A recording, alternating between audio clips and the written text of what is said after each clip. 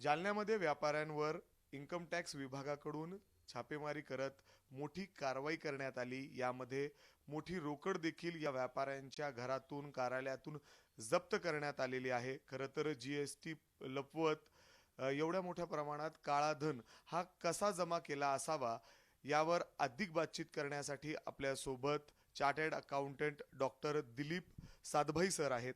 Sir, आपण ही आज जालन्याची जी कारवाई आहे इन्कम टॅक्स विभागाकडून करण्यात आली आहे ती बघितली असेल. साधारण कशा पद्धतीने एवढी मोठी रक्कम यांनी घरात जमा केली, जीएसटी पासून म्हणजे कशा पद्धतीने यांनी पळ काढला? नाही, तुम्ही म्हणता ते बरोबर आहे की आजकाल हे एक ट्रेंडच झाला आहे की मोठ्या प्रमाणामध्ये रोकड रक्कम ठेवणं आणि त्याचा गैरवापर काही दिवसासाठी किंवा काही महिन्यासाठी करणं. तुम्हाला कल्पना असेल 1988 साली बेनामी प्रतिबंधक व्यवहार कायदा अस्तित्वात आला आणि सद्य सरकारने 2016 नोव्हेंबरमध्ये त्याच्यात मोठ्या प्रमाणात आमूलाग्र बदल केलेत आणि त्या बदलानुसार आता जर कोणी एखादी व्यक्ती जर बेनामी व्यवहार करत असेल तर त्यांना आता सश्रम कारावासाची शिक्षा देखील त्याच्यामध्ये समाविष्ट करण्यात आली आहे. तरी देखील या कायद्याने अशा प्रकारचे व्यवहार होत आहेत हे लोकांपर्यंत अजून हा कायदा नीट पोहोचला नाही याचंच एक प्रतीक आहे.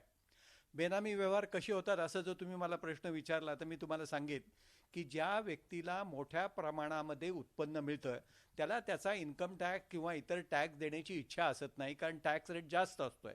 आणि अशामुळं ज्या व्यक्तींना इन्कम टॅक्स लागू शकत नाही किंवा ज्यांचं उत्पन्न नाममात्र आहे किंवा नाही अशा व्यक्तींच्या मार्फत हे व्यवहार केले जातात आणि ते जे सगळे व्यवहार होतात त्या व्यवहाराला बेनामी व्यवहार असं म्हटलं जातं. असे बेनामी व्यवहार या देशामध्ये मोठ्या प्रमाणामध्ये आजही चालू आहेत, परंतु प्राप्तिकर विभागाने किंवा इन्कम टॅक्स डिपार्टमेंटने आता त्यावर अंकुश घालण्याचा प्रयत्न सुरू केला आहे.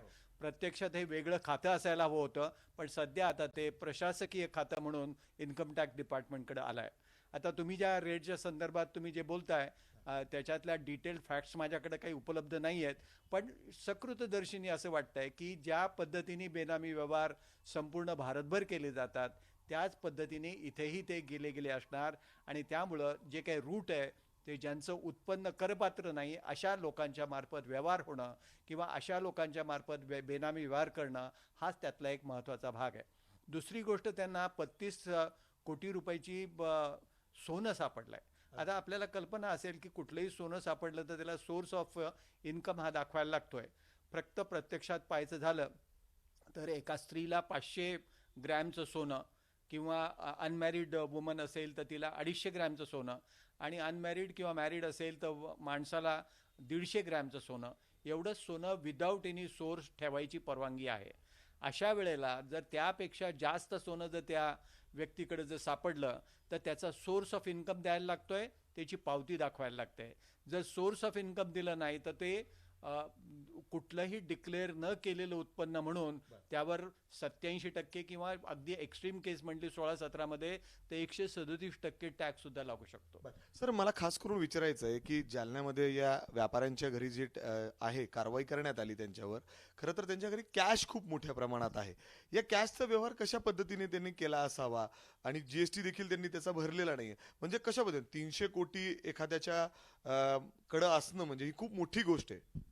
कॅश सापडणं हा खरोखरच एक मोठा गंभीर प्रकारचा गुन्हा आहे आणि कॅश शक्यतो त्यांच्याकडे सापडू नये. पण आपण सर्व व्यवहारामध्ये पाहतो की हे जे बेनामी व्यवहार होतात यांच्याकडनं सगळे पैसे जमा केले जातात.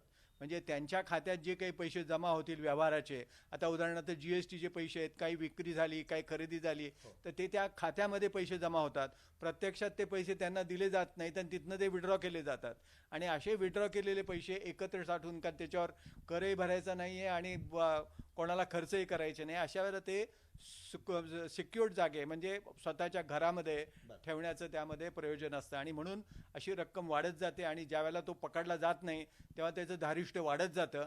1 लाखाला कोणी पकडलं नाही, 1 कोटीला कोणी पकडलं नाही, 10 कोटीला कोणी पकडलं नाही, मग ही रक्कम वाढत जाते 20, 30, 40. आता आश्चर्य वाटेल कधी 200 कोटी सापडले तरी मला आश्चर्य वाटणार नाही. सर, त्याचबरोबर बघितलं तर हे जे व्यापाऱ्यांवर कारवाई झाली आहे त्याच्यामध्ये स्टीलच्या मोठ्या मोठ्या त्यांच्या कंपन्या आहेत.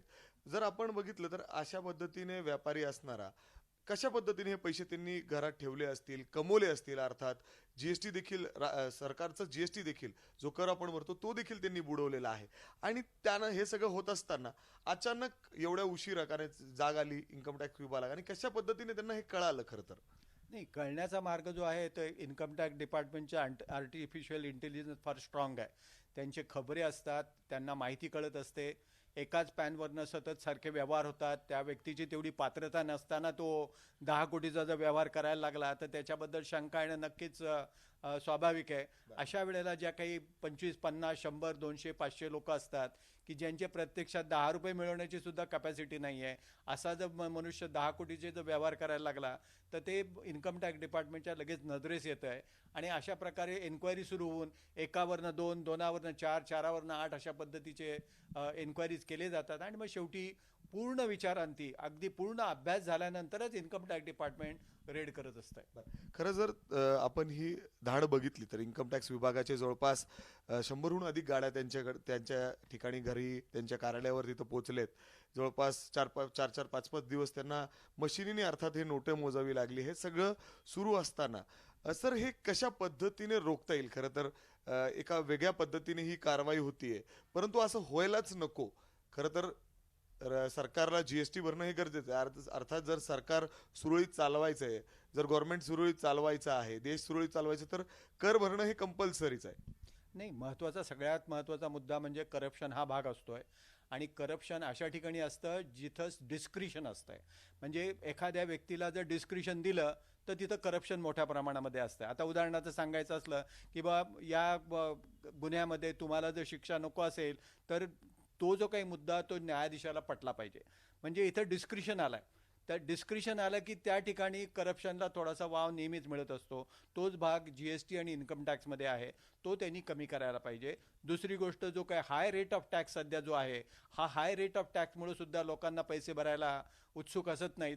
प्रत्यक्षात आपण मिळवायची किती आणि सरकारला द्यायची किती असा त्याच्यातला एक महत्त्वाचा भाग असतोय.